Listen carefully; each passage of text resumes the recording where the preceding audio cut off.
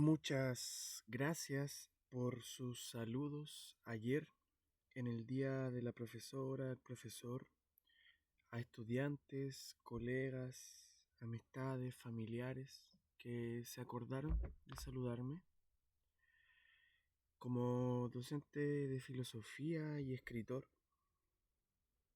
también me gustaría comentarles en el afán de seguir leyendo igual, pero Brullo Tangente a 5 años de su publicación y a 5 años del 18 de octubre del 2019 y el proceso de revueltas posterior,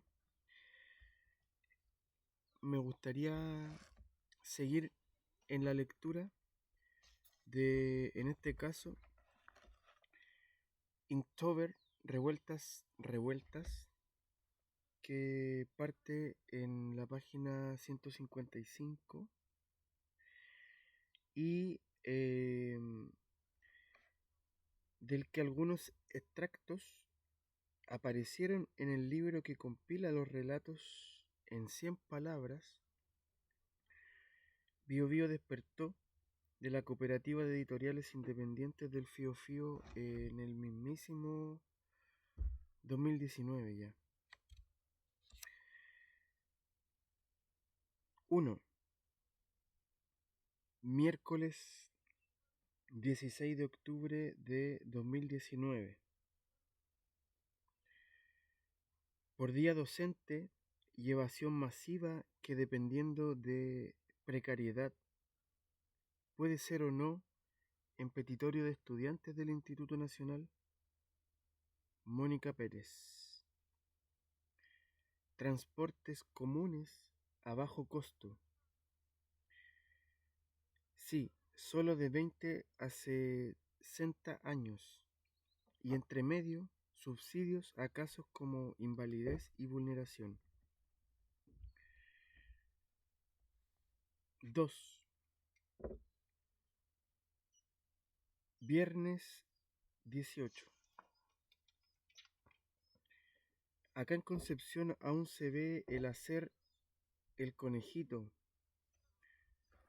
ademán con dedos medio e índice que emula las orejas de uno, gesto a quien conduce para señalar que no se cuenta con más de 200 o 300 pesos para pagar el pasaje que va por 550.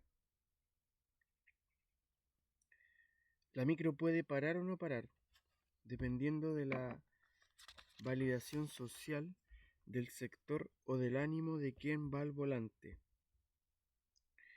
En ese momento se puede o no generar una complicidad, una acción de liberación de carga económica existencial, es decir, de apañamiento y entendimiento de las miserias cotidianas de cada quien. Quienes van en la micro ven, comprenden y respetan. También se ve que cuando van y vienen llenas, las monedas se pasan de dedos en dedos si alguien se subió por la puerta de atrás y no logra personarse a la delantera. Cuando recién andaba en micro, no entendía esos carteles que dicen que la bajada es por atrás.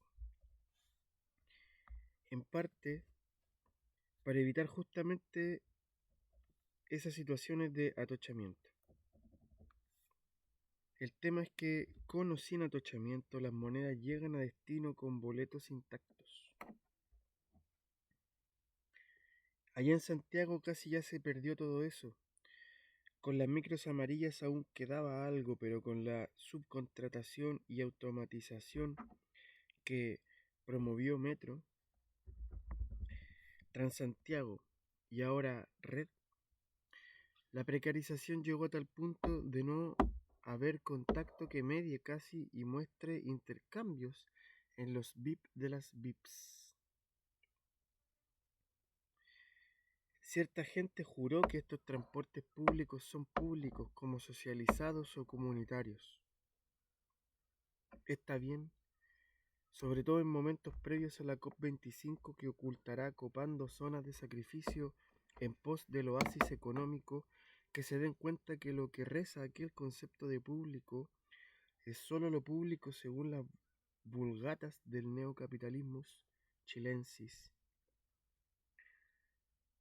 O sea, más desarrollo y progreso solo como inversión y ganancia propietaria y privada en los marcos mejorados de la tiranía de Pinochet.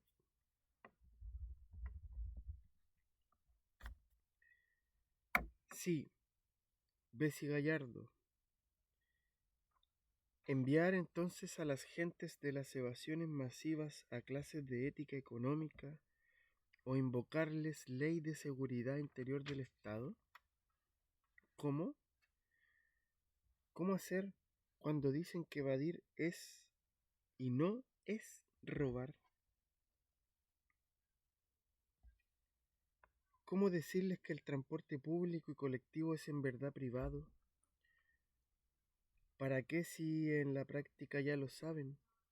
La amenaza es la colusión ultramoderna de un Estado con las empresas en contra de sus ciudadanías que se instituyeron nuevamente como entrecomillada siempre mayoría. Que no cunda el pánico y por favor no se dejen amedrentar por quienes ni siquiera han andado en metro o en micro o en la calle.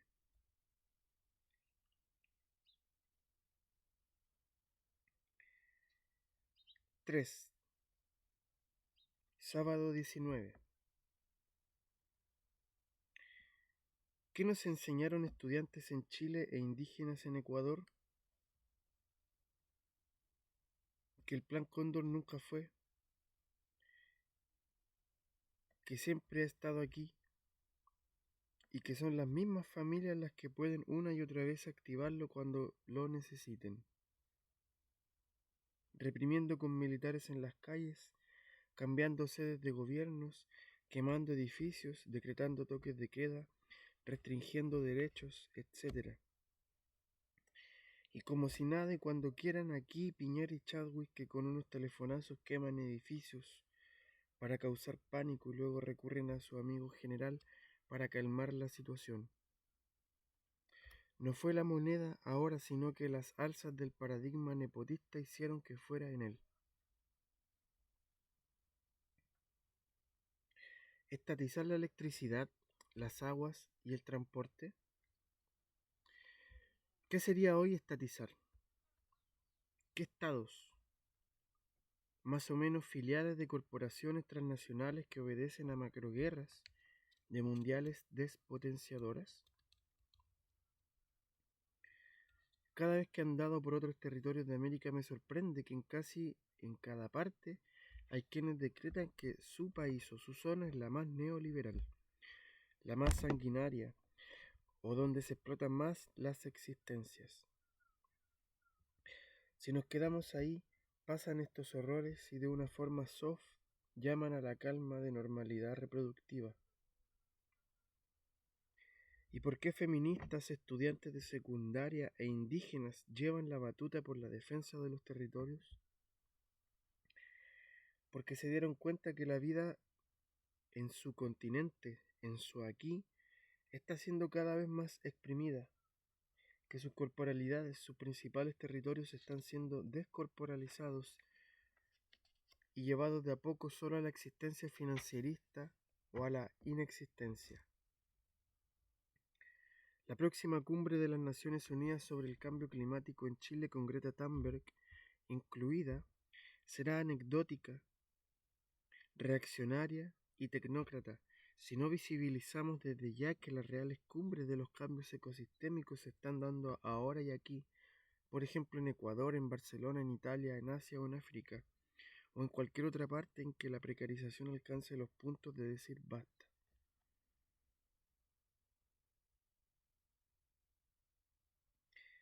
Cuatro. Domingo 20, madrugada. Pueblo descontento y con poca salud mental versus militares reprimidos y con menos salud mental aún. Qué bueno querían que saliera de esa ecuación. ¿Ah? A una parte solo le han dicho que tiene que necesitar televisores plasmas y zapatillas de marca y saber dónde salvarse alimentos o medicamentos de aquí o por allá, de alguna forma u otra.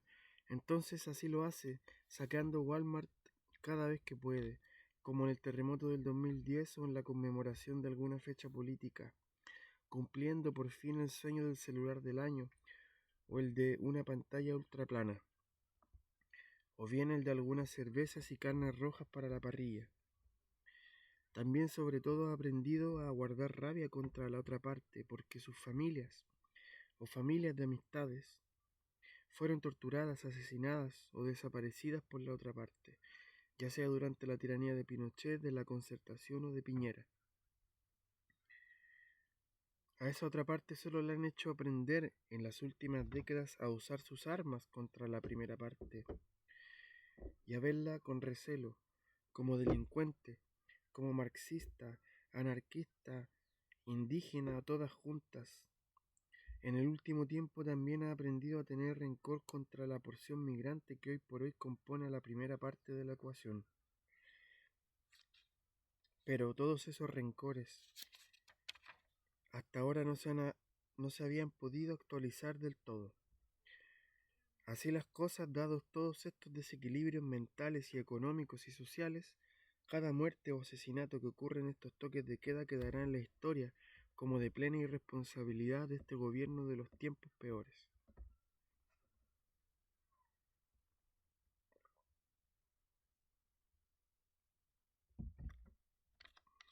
5. 20 de octubre por la tarde. ¿Y qué no es una vida digna?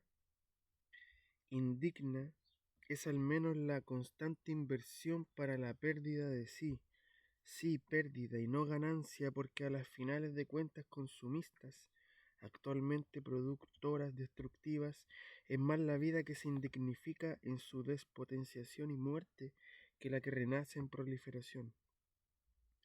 Por eso el saqueo más importante no es el de los supermercados, las tiendas, ferias, sino el de las tierras, las aguas y aires por esas mismas cadenas de empresas extranjeras e internas que van a llorarle ahora a Piñera la moneda porque les quemaron uno que otro edificio o galpón de venta.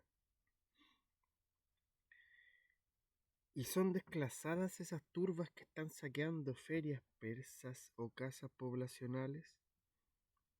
Y son desclasadas las tropas de policías y militares que se enfrentan a sus mismas amistades, sus familiares, por ayudar a una élite derechista oligárquica que las usa como carnes de cañón. Son desclasadas las turbas de gentes que critican y hasta linchan en estos saqueos, pero no en el saqueo general de todos nuestros continentes, de sus minerales, cereales, cerros, ríos y ecohábitats en general, por megaempresas transcontinentales. Sí, pues de eso se trata la vida indigna, de perder el horizonte existencial propio por ir en un carril de los ideales económicos que te llevan a aprovechar el pánico para en medio del desorden robar literalmente cualquier cosa, o bien mal, para desde el nombre de las normas propiciar la vuelta al orden mismo legal y seguir así también robando. Ahora sí, literalmente cualquier cosa, pero esta vez desde los marcos de la ley. ¿Qué es entonces dignidad? ¿Qué es una vida digna? Una en que no estés en la obligación de desclasarte para caer en uno de estos caminos o en el otro, y desde desórdenes u órdenes siempre abstractos, siempre alegales. Una en que de 20 a 60 no sea la única finalidad la laboral, consumista neoliberal, con cotización obligatoria y con jubilación que no es júbilo. Una en que el aprender no sea ni un emprender, ni un negocio, ni una inversión, solo por el dinero y solo para comprar más y más y más. Y finalmente una en que no tengas que salir a la calle para protestar, y ahí recién crear las condiciones materiales para plantear la pregunta por una vida digna. Postscriptum. Y claro, una bendición en que hacer tomas de terrenos, pollas comunitarias, cooperativas, mítines, malones, reciclajes de alimentos u ollas comunes, sea por gusto y placer el goce político, y no solo por excesiva precariedad y pobreza o vulneración, multidimensionales o no, multicomplejas o no, todas, con y sin unos mismos sentidos de desarrollos OCDE y progresos neoimperiales hoy.